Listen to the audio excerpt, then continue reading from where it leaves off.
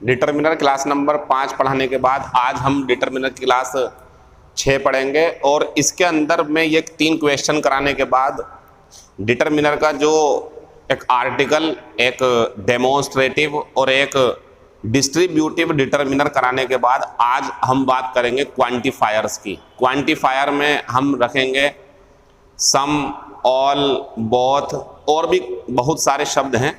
फिलहाल आज बात करूंगा मैं सम, ऑल और बोथ में से किन्हीं 2 शब्दों की, वो बाद में होंगी। पहले ज़रा आंसर देखते हैं। तो ऑलमोस्ट, ऑलमोस्ट हो या नियरली या प्रैक्टिकली, ये 3 एडवर्ब मैंने आपको बताई थी कि अगर इसके बाद में आपको बोलना है लगभग प्रत्येक, तो इसके लिए आंसर हमेशा आप एवरी लेंगे। तो ईच में और एवरी में तो ये आ गया। बात आती है सर इनमें और इनमें से आंसर क्यों नहीं आता, तो आप ये बताएं सिटीजन जो है वो सिंगुलर है ना, और अगर ऑल लगाओगे तो सिटीजन्स होना चाहिए था, बोथ लगाएंगे तो सिटीजन्स होना चाहिए था, और हेल्पिंग वर्ब भी प्लूरल आएगी। तो आप उन दोनों को अवॉइड करेंगे, इन दोनों में कंपैरिजन करके आंसर ये आएगा लगभग प्रत्येक नागरिक अपने मूलभूत आधारों से, मूलभूत अधिकारों से परिचित है। You must get your I, I singular है तो ये भी खत्म और ये भी खत्म। अच्छा ये तो आ ही नहीं पाएगा, ये 2 से ज़्यादा के लिए आते हैं और आंखें 2 होती हैं, तो ये तो कट ही गया था हमारा। लेकिन ये और ये आ सकते हैं, वो नहीं आएगा एवरी, एवरी ना आने की वजह क्योंकि आंखें 2 होती हैं। तो वो 2 से ज़्यादा के लिए प्रत्येक बोलना हो और ये 2 से ज़्यादा के लिए सब बोलना हो, लेकिन ये 2 के लिए आता। लेकिन अब क्यों नहीं आया, क्योंकि यहाँ आई है। और ध्यान दें अगर मैं इसमें कर दूं ना आईज, तो अब यही आंसर होगा, लेकिन वो नहीं है, तो उसमें प्रत्येक का मीनिंग है, आंसर ये बन जाएगा। तो तुम्हें अपनी दोनों आंखें टेस्ट करवानी चाहिए। फिर यहाँ कोई नाउन मौजूद नहीं है तो आंसर ये तो ख़त्म हो गया क्योंकि ये प्रोनाउन का काम कर नहीं सकता, लेकिन ये भी आ सकता था और ये भी, तो ये भी आ सकता था, ये भी, ये खुश है इससे, लेकिन ये हेल्पिंग वर्ब सिंगुलर है। अगर ये प्लूरल होती तो फिर ये दोनों ही ख़त्म होते, फिर उनमें से सोचते हम, और वो कब आएंगे अभी समझाएंगे आपको। फिलहाल आंसर आएगा हमारा ईच। तो डिटर्मिनर क्लास नंबर 6 में हमने ये 3 क्वेश्चन पुरानी जो आपको बातें बताई गई थी उसके ऊपर सोल्व करें। अब आज की क्लास में हम पढ़ेंगे क्वांटिफायर।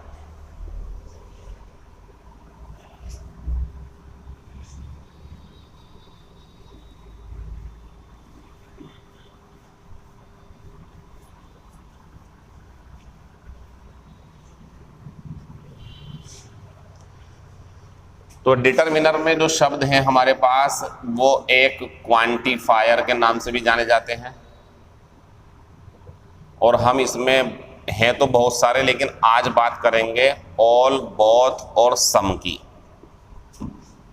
और जिनमें हम चुनेंगे ऑल, बोथ, सम में इस तरीके से कि आज की जो कहानी हमारी रहेगी वो रहेगी ऑल के बारे में, क्योंकि मैं अपनी क्लास को 1 घंटे तो पढ़ा नहीं पाऊंगा, 30 मिनट भी मुश्किल से ही वीडियो बन पाती है, उससे ज़्यादा में मज़ा भी नहीं आता है। तो 15 से 25 मिनट, 25 से 30 मिनट के बीच में इस वीडियो में हम आपको ऐसी ऐसी बातें सिखाना चाहते हैं जिससे आपके मार्क्स इंक्रीज हो जाएं। अगर आपके मार्क्स 100 में से 50 आते हों इस टाइम पर, तो हम अपनी क्लासेस से आपका वो स्कोर इंक्रीज करके 50 का 55, 70 हैं तो 75, 80 हैं तो 85, इस तरीके से इंक्रीज करना चाहते हैं। इसीलिए हम थोड़ा थोड़ा आपको पढ़ाते हुए चल रहे हैं। आज की बात है हमारी ऑल के बारे में। तो बच्चों ऑल जो क्वांटिफायर है हमारा,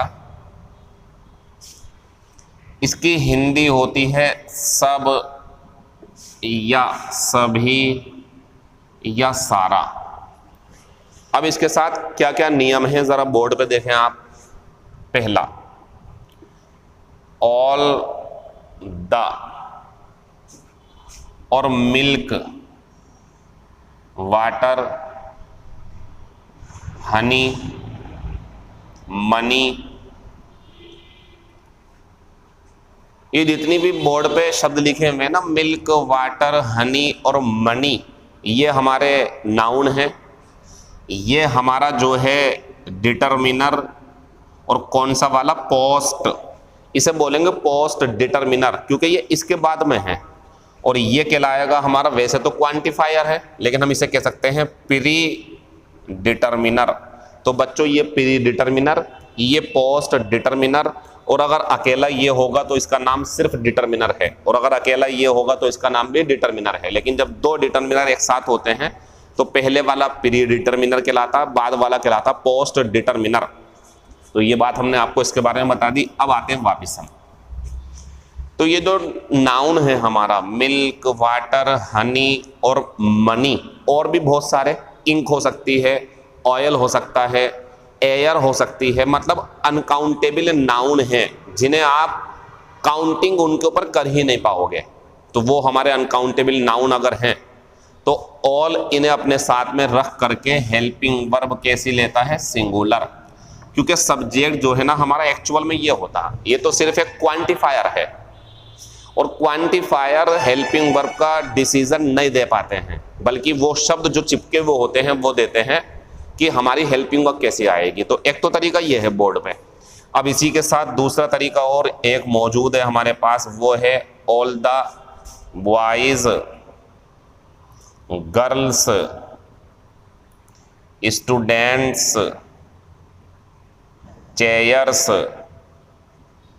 तो ये सारे के सारे नाउन काउंटेबल हैं, और ये कैसे हैं, प्लूरल, क्योंकि इनका प्लूरल बन नहीं पाता तो सिंगुलर वर्ब सिंगुलर नाउन, लेकिन इनका प्लूरल बन जाता।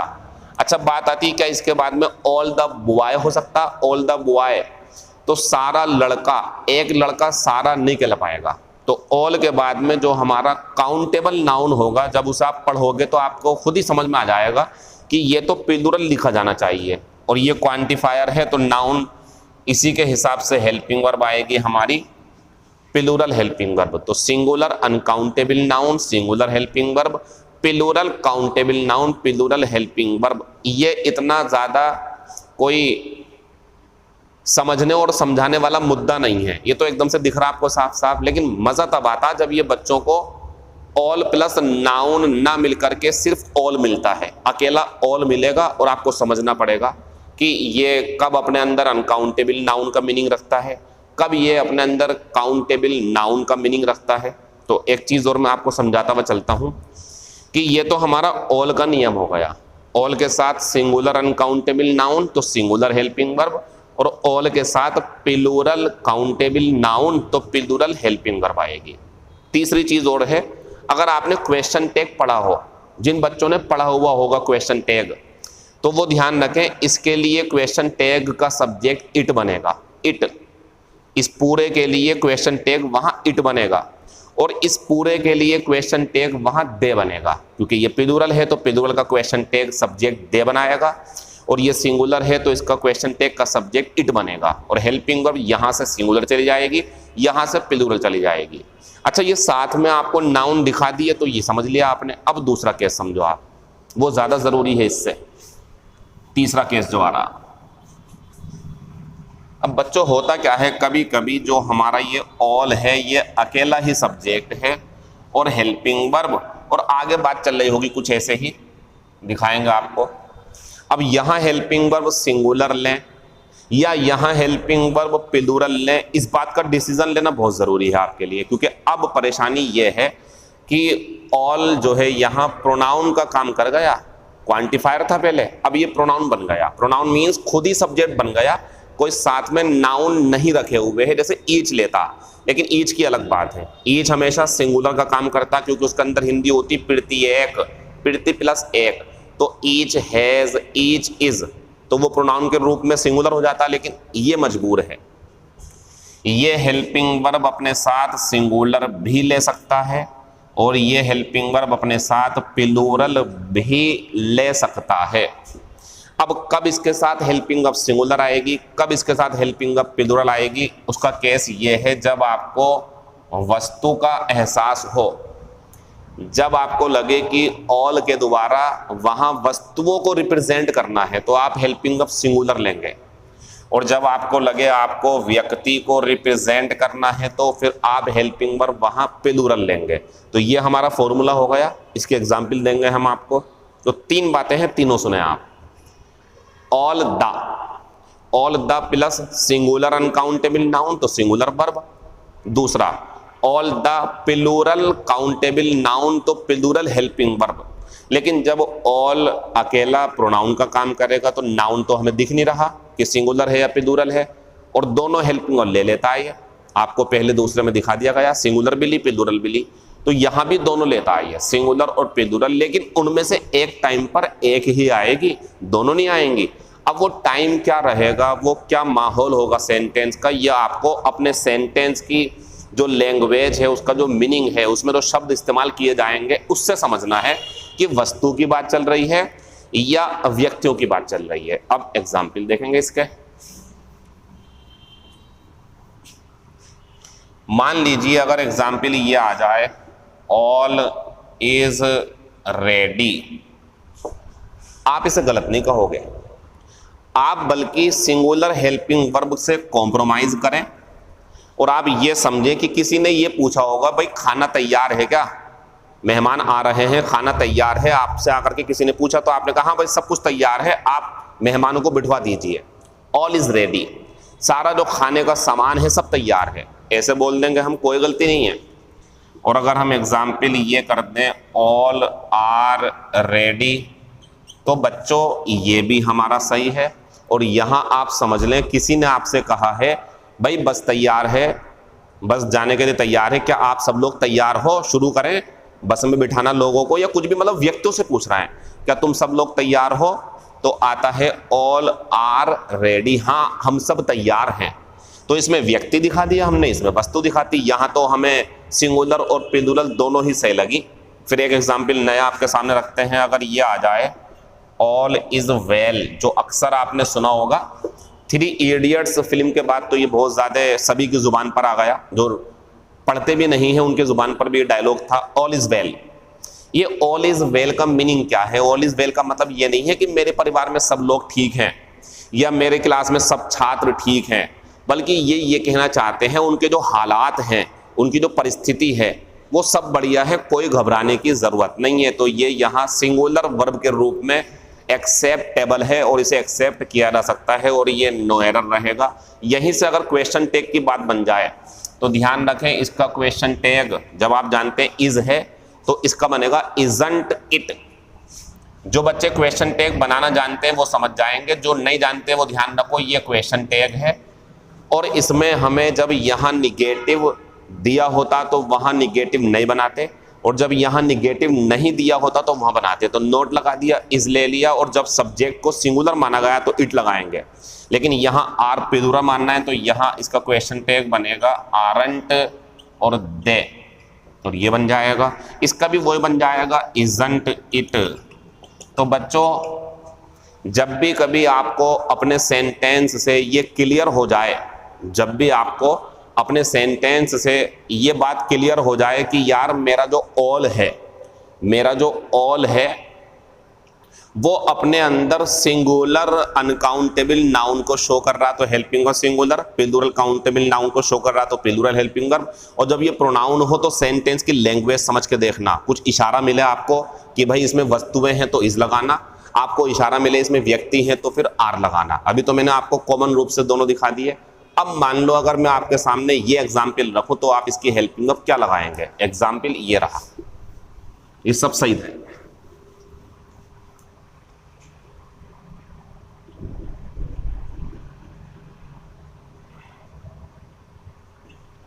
I purchased 5 mangoes from the market. मैंने बाजार से 5 आम खरीदे। एंड ऑल और ब्लैंक और रोटन, सड़े हुए, सब सड़े हुए थे। क्या आपको मेरी लैंग्वेज से नहीं लग रहा? सब सड़े हुए थे प्लूरल। अब आप ये कहोगे सर अभी तो आपने बताया था कि जब हम वस्तु को रिप्रेजेंट करेंगे तो हेल्पिंग वर्ब सिंगुलर और व्यक्ति को रिप्रेजेंट करेंगे तो हेल्पिंग वर्ब प्लूरल। वहां रिप्रेजेंट करने का जब हमें खुद को ही जिम्मेदारी दी जाएगी तब है। यहां तो इन्होंने साफ साफ दिखा दिया कि मैंने कितने आम खरीदे हैं, 5 आम। तो 5 आम जो हैं ये सिंगुलर हैं या प्लूरल हैं? तो बच्चों इसका आंसर तो क्लियर हो जाएगा, ऑल वर रोटन। वाज नहीं बनेगा यहां पर। Example next. अच्छा, अगर ये सेंटेंस यहां से होता और पिछला नहीं होता, ये मान लो, तो क्या होता फिर? तो आपको अंडरस्टैंडिंग होनी चाहिए कि यार सब सड़ा हुआ, अब सड़ा हुआ कोई अनकाउंटेबल नाउन हो तो सिंगुलर लगा देंगे, और काउंटेबल हो तो प्लूरल लगाना पड़ेगा आपको।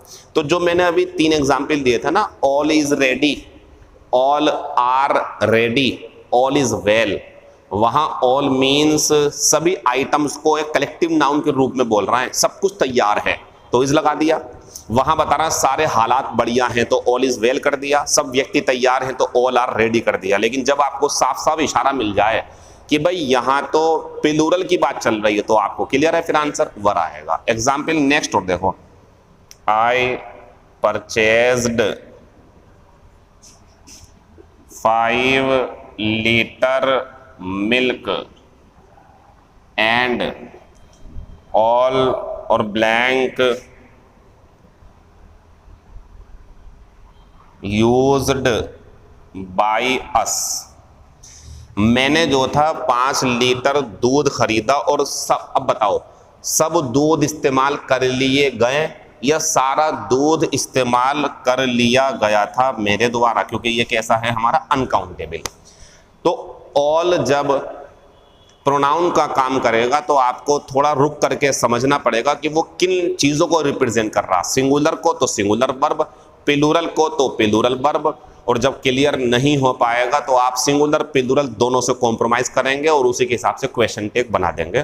तो ऑल के साथ अब आगे से ये ध्यान रखना है आपको कि हमेशा प्लूरल वर्ब नहीं आती है और ऑल के साथ हमेशा सिंगुलर वर्ब नहीं आती है। अपने हिसाब से अपने सेंटेंस के माहौल को समझते हुए आप इसका आंसर देंगे, क्वेश्चन टेक भी उसी तरीके से देंगे।